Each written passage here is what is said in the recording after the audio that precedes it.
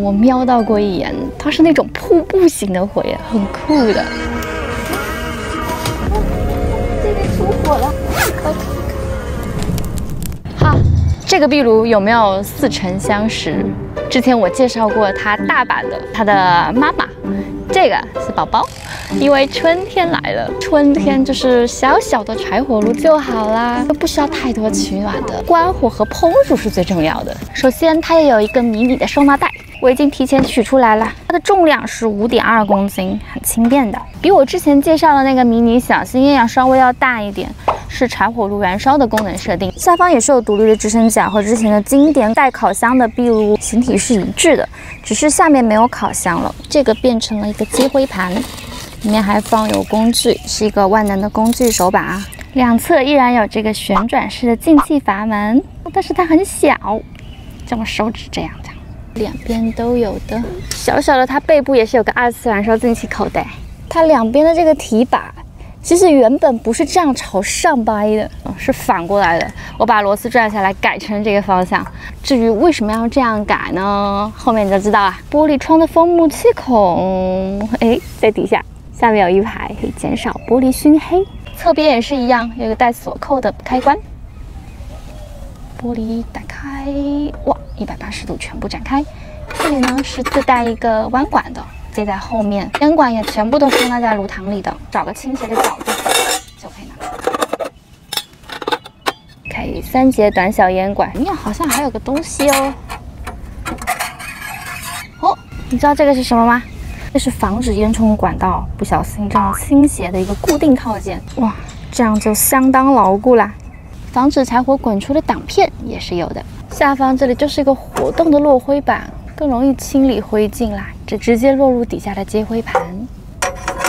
哦，也是下进气处，这边的进气阀门控制火力从这边上来。进去里面看一下，后方有一个2次燃烧出火口，上面有一个很特别的设计哦，看到没有？这有一个阶梯，上面有空间，这是阶梯，是做什么用的呢？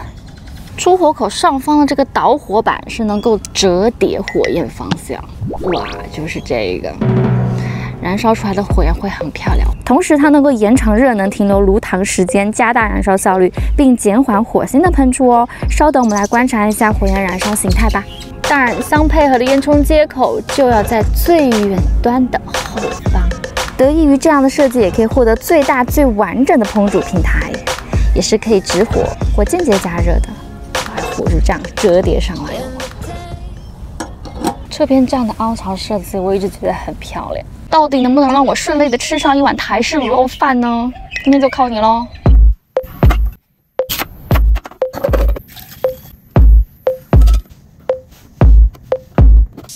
哦，柴火炉我最爱用的军锅，就是它啦。卤猪脚，这个很好吃，而且是这种料包的，很方便。 这个好吃到我一点都不想浪费。哇，乳汁再加这个猪脚圈，你是会吃的。哎，好大呀！卤蛋，煮好的水煮蛋。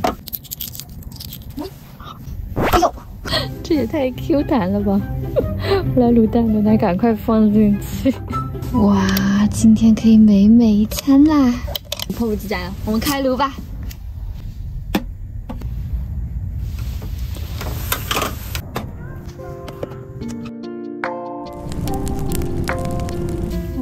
还是有点凉。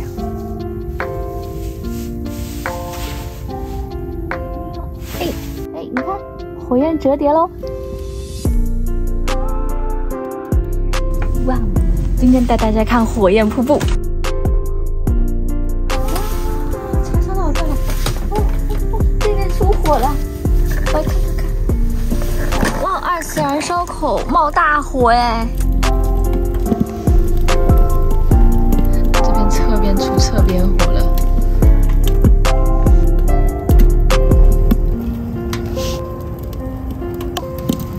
哇，好快走！瀑布火焰看到了没？这太强了吧！上面有咕噜咕噜咕噜声音了。好看，就是这样折叠瀑布下来。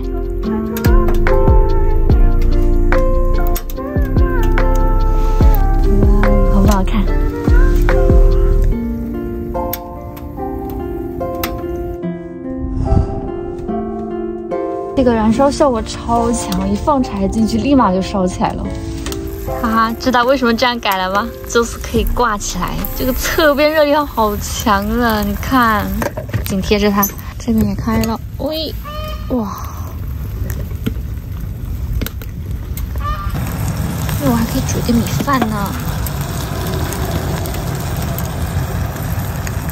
更强，这不都沸腾了？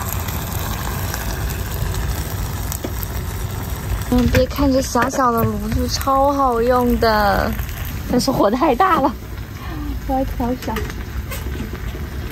饭焖一下，我们先吃猪蹄和汤吧。星际大战里面的阿比旺也是用这个饭盒在山洞里面吃饭哦，一模一样的饭盒。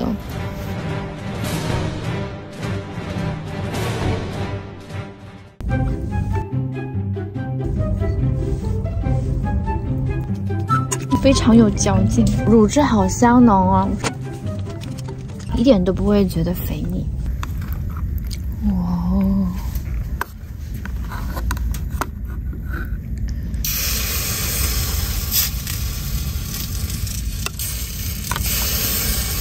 哎，卤蛋！哇哦！哇，好香的米！淋上乳汁，哇塞！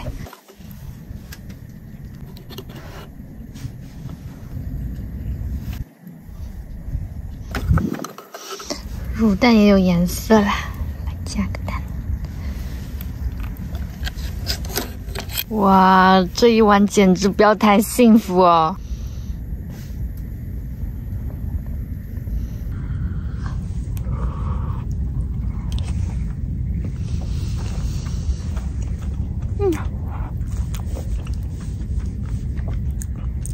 哇，肥而不腻，红葱头味巨香，怎么会那么好吃啊？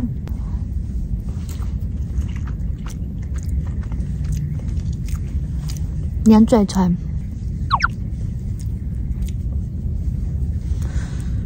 看看我的乳蛋怎么样？我觉得要沾一下这个绝杀的乳汁。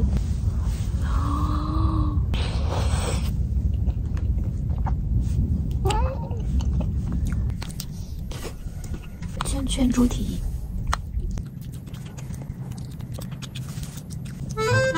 怎么样？小小壁炉虽然迷你，但设计巧妙，燃烧效果超强。料理、关火、煮茶都很简单实用。你会带这样的迷你柴火炉去露营吗？欢迎留言告诉我哟。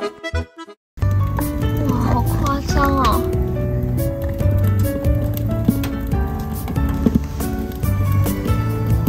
这边侧边出侧边火了。